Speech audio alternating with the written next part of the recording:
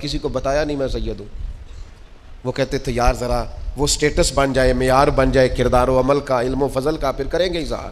عاجزی میں رہے عمر بھر, خدا را حقیقت پسند بنے, ریالٹیز کو سمجھیں, جو اصل ہے اس پر آپ قائل ہوں, جو اصل نہیں اس پر آپ کبھی بھی.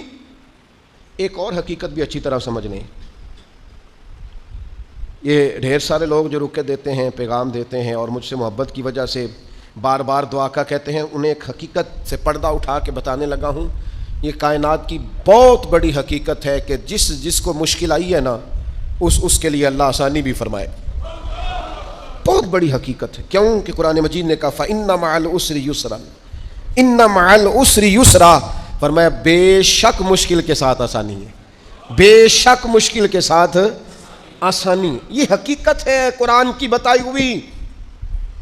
اس لیے جہاں جہاں بھی مشکلات ہیں وہ سمجھ لیں کہ بڑی جلدی یہ مشکلات دروازہ بنے گی, اور جیسے ہی دروازہ کھلے گا سامنے آسانیاں نظر آئیں گی.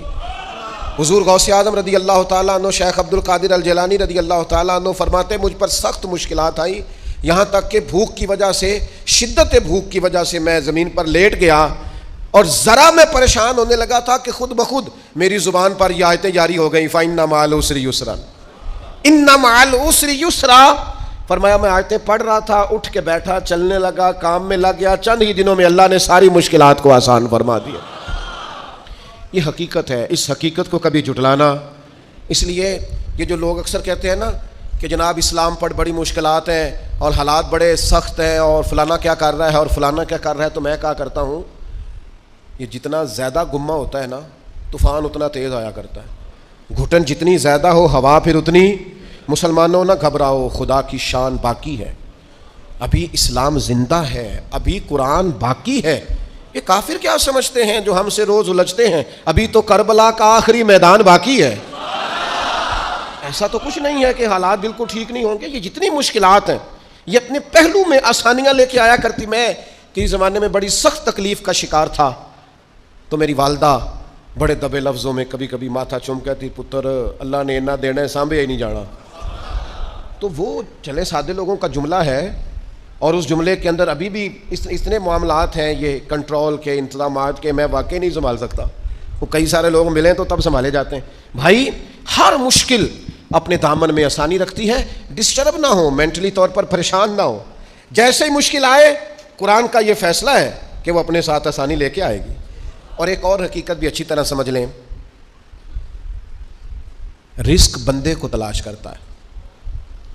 آپ کو گھر سے نکلنا ہے, کوشش کرنی ہے, محنت کرنی ہے, لیکن جو جائز نہیں اس کی طرف ہاتھ نہیں بڑھانا. اس لیے کہ جو آپ کا ہے وہ تو آپ کو ڈھونڈ رہا ہے. بس آپ نے کوئی کاروبار شروع کیا نہیں, تھوڑی سی محنت کی نہیں, تو وہ جو آپ کا رزق ہے نا وہ آپ کو تلاش کر رہا ہے, وہ ڈھونڈ رہا ہے, وہ آپ تک پہنچ جائے گا. یہ اتنی بڑی. بہت سارے دوست آ کے کہتے مجھے کسی نے کہا تجھے بندش کر دیا. تو پہلے بھی کہہ چکا ہوں یہ ہو سکتا صحیح ہے, اللہ نے بھیجا تھا آپ کی طرف اور رستے میں کسی بندے نے روک دیا ہے. یہ کیسے ہو سکتا ہے؟ اپنی کمزور بات کیسے کر سکتا؟ اللہ نے بھیجا تھا اور بندے نے بندش کرا دی, یہ کیسے ہو سکتا ہے؟ کوئی بات کو سمجھیں, بھیجنے والا مالک ہے. سنیں رسول اللہ صلی اللہ علیہ وسلم کا اتنا قیمتی فرمان. غربت کے ہاتھوں پریشان ہونے والے اور یہ کہنے والے کہ کئی کاروبار شروع کیے ہیں میرا چلتا نہیں, جو قدم آگے رکھتا ہوں پیچھے جاتا ہے, وہ یہ اس حدیث کو ذرا سنیں اور اپنے ذہن سے ان ساری آزمائشوں کو نکالیں. اللہ کے پیارے رسول علیہ السلام نے فرمایا رزق بندے کو اسی طرح تلاش کرتا ہے جیسے موت بندے کو تلاش کرتی ہے.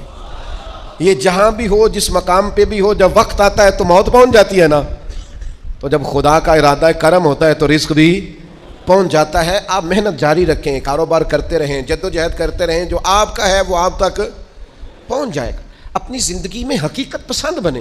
یہ ایسے ہی دوسروں کے پیسوں پر موج کرنے کا ارادہ ترک کر دیں, کسی اور کے گھر جا کے پیٹ بھرنے کا خیال اپنے دل سے نکال دیں. حقیقت پسند بنے, جو آپ کا ہے وہ انشاءاللہ.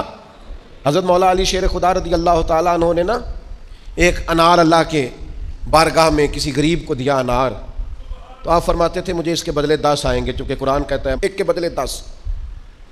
تو دروازے پہ ایک شخص آئے دینے کے لیے, وہ دیا آپ نے, تو ایک شخص صاحب انار لے کے آئے, تو انہوں نے مولا علی شیر خدا کو 10 دیے. آپ فرمانے لگے یہ نہیں ہمارے. کہنے لگا آپ کے ہیں؟ فرمایا ہمارے نہیں. کہا آپ کے ہیں؟ یہ ذرا یقین کا حسن دیکھیے. فرمایا ہمارے نہیں. کہا جناب آپ کے ہیں؟ فرمایا نہیں ہمارے تو آنے تھے 11، چونکہ ایک کے بدلے میں اللہ نے 10 دینے تھے، ایک ہمارے والا اور 10 اللہ کی طرف سے انعام آنے والا۔ اس شخص نے جیب میں ہاتھ ڈالا، کہنے لگے اے شیر خدا، آپ کے یقین کامل پہ بھی قربان جاؤں، میں 11 ہی لایا تھا، بس دیکھ رہا تھا شیر خدا کیا فرماتے ہیں۔